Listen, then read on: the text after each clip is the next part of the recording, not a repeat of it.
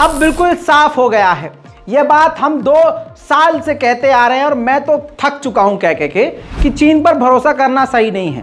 लेकिन मोदी जी पता नहीं कौन सा झूला झूल के आए थे कि चाइना कुछ भी कर रहा था, लेकिन मोदी जी से अभी तक कुछ बोला ही नहीं जा रहा है, अभी तक नहीं बोल रहे हैं। लेकिन अब धीरे धीरे इंडियन आर्मी के कमांडर इस बात को क्लियर कर रहे हैं कि चाइना ना पीछे हटा है, न चाइना ने अपनी आर्मी को कम किया है, न चाइना के इरादे बदले हैं, बल्कि भारतीय विदेश मंत्री माननीय जयशंकर ने इस बात को एक्सेप्ट किया कि चाइना हमारे लिए बड़ा खतरा है।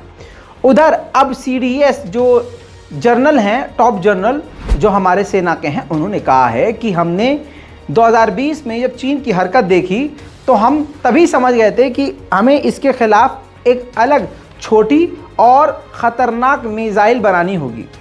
हमें कमी महसूस हुई, तो अब चीन के खिलाफ स्पेशल मिसाइल तैयार कर ली है, ब्रह्मोस। जी हाँ, अब आप कहेंगे ब्रह्मोस तो पहले से बनी हुई थी। नहीं दोस्तों, ब्रह्मोस का जो नेक्स्ट वर्जन है वो उससे छोटा और उससे कॉम्पैक्ट होगा, यानी काफ़ी छोटा होगा, लेकिन मारक क्षमता इसकी काफ़ी घातक होगी।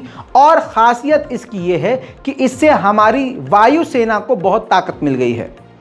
भारतीय कमांडर ने जो बात बताई है वो बहुत आसान तरीके से बता रहा हूं। जो ये मिसाइल है ब्रह्मोस, जिसे रशिया और भारत ने मिलकर बनाया है, ये जो ब्रह्मोस छोटी सी मिसाइल है, अब ये MiG-29, Su-25 और मिराज 2000 फाइटर जेट में, यानी 3-4 भारतीय फाइटर जेट में ये इंस्टॉल हो सकती है। इसको फिट करके दागा जा सकता है।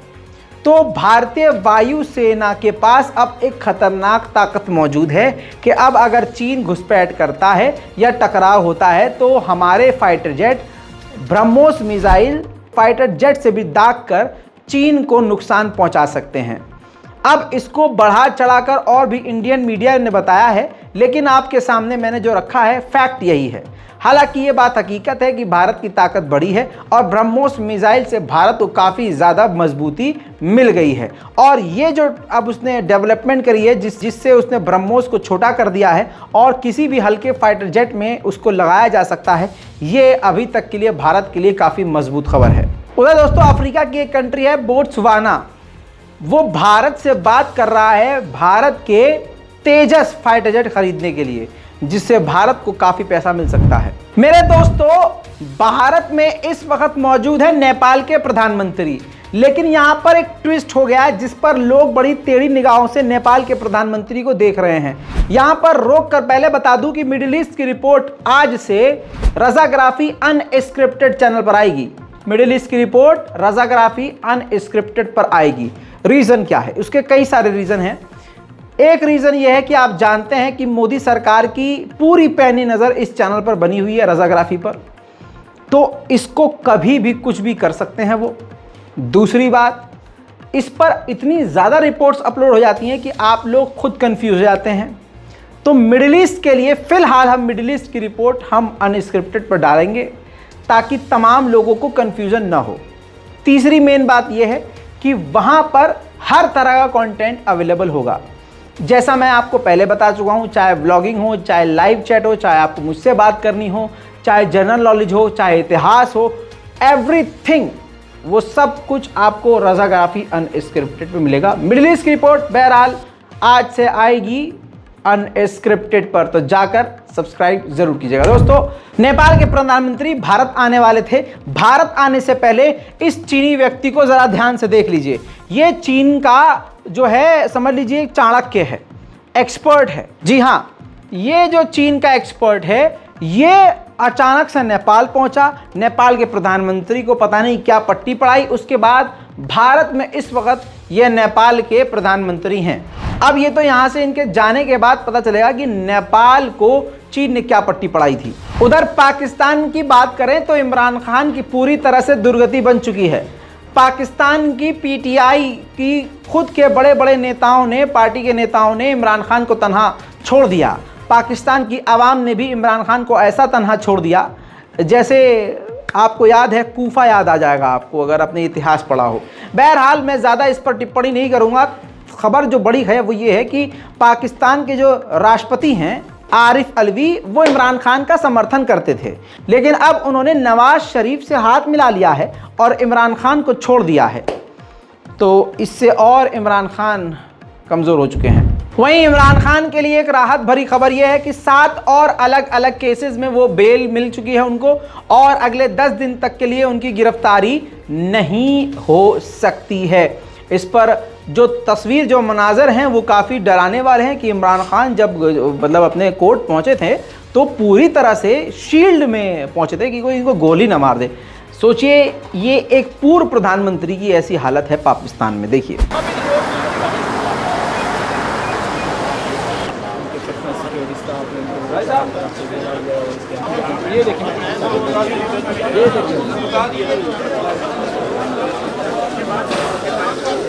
The case of Al-Qadr University Trust was fixed today, in which the court had granted us the protective bail. The court directed us that we have 3 days to move before the competent court, and now we are going to the NAB Accountability Court to seek the pre-arrest bail. We are also filed an application that the government should disclose us whether there were any other cases against Imran Khan. Today the government disclosed that there were 6 other cases against Imran Khan. The court also granted us protective bail, that we better seek our bail from the concerned court. आप जानते हैं कि IMF से काफ़ी मदद पाकिस्तान को मिल सकती है और काफ़ी उम्मीद पाकिस्तान को IMF से थी, लेकिन IMF ने अब इमरान खान के समर्थन में हल्की सी बात कर दी। इमरान खान के सपोर्ट में IMF ने शहबाज शरीफ की सरकार से कहा कि आप इमरान खान के मैटर को और दूसरे मामलात को तरीके से निपटाइए, कानून के तहत और लॉ के हिसाब से निपटाइए। आपकी जो देश की इकोनॉमी तितर बितर है उसको थोड़ा सा बैलेंस कीजिए, कानून के हिसाब से इमरान खान के मुद्दे को हल कीजिए। इस पर शहबाज शरीफ की सरकार तुरंत नंगी हो गई और उसने सामने आकर साफ कह दिया कि यह हमारा आंतरिक मामला है और हमारे इंटरनल मैटर में IMF नहीं बोल सकता। अब जाहिर सी बात है, IMF कुछ बोल रहा था, अगर मूड़ी हिला देने से काम बन रहा था तो गर्दन हिला देते, लेकिन अपने ही पैर पर कुल्हाड़ी मारने का काम खुद शहबाज शरीफ की सरकार ने किया है। उधर कल नॉर्थ कोरिया ने अपना सैटेलाइट लॉन्च कर दिया, जिससे जापान और आसपास के देशों में खलबली मच गई थी। लेकिन बड़े अफसोस के साथ बता रहा हूं, अफसोस नॉर्थ कोरिया वालों की तरफ से कर रहा हूं, अपनी तरफ से नहीं, हमारे लिए तो अच्छी बात है कि भाई वो लॉन्च फेल हो गया और बिल्कुल नॉर्थ कोरिया के ही समुद्र के इलाके में वो सैटेलाइट जो है आके गिर गया। इसके बाद Japan, America, France, Britain, Israel, NATO सब ने जमकर नॉर्थ कोरिया की निंदा करी और जलील किया। उधर साउथ कोरिया के जासूसों ने किम जोंग उंग यानी नॉर्थ कोरिया के तानाशाह के बारे में, उनकी हेल्थ के बारे में कुछ पता लगाया है, जिसमें उन्होंने बताया है कि किम जोंग उंग की जो जिस्म की वज़न है, जिस्म का जो वेट है वो है 140 किलोग्राम। कुछ चीज़ें काफ़ी ख़तरनाक बताई हैं कि उनको निकोटीन की जो है लत लगी हुई है, उनको इंसोमेनिया है, उनको नींद नहीं आती और उनकी जिल्द पर हमेशा सूजन रहती है। अब इस पर किम जोंग उन की तरफ से कोई बयान तो आया नहीं है, लेकिन आपको क्या लगता है नीचे कमेंट ज़रूर कीजिएगा। रज़ाग्राफ़ी अनस्क्रिप्टेड पर कल एक रिपोर्ट मैंने डाली थी। देखिए, शॉर्ट रिपोर्ट, मोटी रिपोर्ट और इंपॉर्टेंट रिपोर्ट, मिडिल ईस्ट की और जो बीच बीच में जो बड़ी खबरें डालता हूं मैं अनस्क्रिप्टेड पे डालूंगा। तो रज़ाग्राफ़ी अनस्क्रिप्टेड पर सब्सक्राइब जरूर कीजिएगा। अनस्क्रिप्टेड पे मैंने ये रिपोर्ट दिया था जिसमें मैंने बताया था कि एक जासूसी विमान अमेरिका का चीन के इलाके के आसपास घूम रहा था, तो अचानक से चाइना का J-16 फाइटर जेट उसके सामने बड़े ख़तरनाक तरीके से आ जाता है। इस पर अमेरिका काफ़ी नाराज़ हुआ और वीडियो भी अमेरिका ने जारी किया था। उसके बाद अब चीन ने जवाब दिया है। चीन ने कहा है कि भाई ये गलती अमेरिका की है, हमारे एयर स्पेस के बेहद करीब अमेरिका का जासूसी विमान हम कैसे बर्दाश्त करते, यह हमारी सुरक्षा के लिए खतरा था, इसलिए हमें ये कदम उठाना पड़ा। इन तमाम चीजों के बाद अमेरिका के विदेश मंत्री ने फिर से कहा कि ये फाइटर जेट के इंसिडेंट के बाद भी हम आपसे बातचीत जारी रखना चाहते हैं। दोस्तों, इंडोनेशिया के दिमाग में पता नहीं क्या चल रहा है। इंडोनेशिया ने प्लान किया कि वो समुद्र में युद्ध की तैयारी करेगा, कई देशों के साथ ड्रिल करेगा, जिसमें उसने बड़े बड़े दुश्मन जो आपस में दुश्मन है ना उनको भी इनवाइट कर लिया। जैसे चाइना और अमेरिका दुश्मन, उनको इनवाइट किया। जैसे रशिया और जापान दुश्मन, उनको भी इनवाइट किया। जैसे नॉर्थ कोरिया, साउथ कोरिया दोनों को आपस में दुश्मनी है, उनको भी इनवाइट किया। अब आप ये समझ लीजिए ऐसे 47 आपस में जो दुश्मन है ना उनको इनवाइट किया।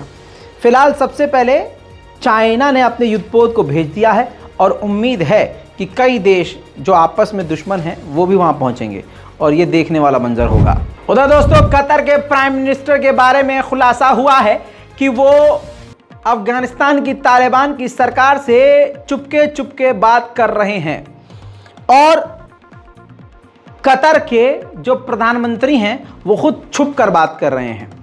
कहा यह जा रहा है कि तालिबान दुनिया में एक अपनी जगह बनाना चाहता है तो कतर के रास्ते वो दुनिया में अपनी पकड़ मजबूत करना चाहता है और कतर को अपने पाले में करना चाहता है। कतर भी अपने मफाद किसी फ़ायदे के लिए अफगानिस्तान का साथ दे रहा है। इस इंटरनेशनल प्राइम टाइम रिपोर्ट पर आपकी जो भी राय है नीचे कमेंट कर सकते हैं। चैनल को सब्सक्राइब कीजिए और रज़ाग्राफी अनस्क्रिप्टेड चैनल को भी जाकर जल्द से जल्द सब्सक्राइब करें क्योंकि मिडिल ईस्ट बाबू वहीं आने वाली है। चलिए जय हिंद।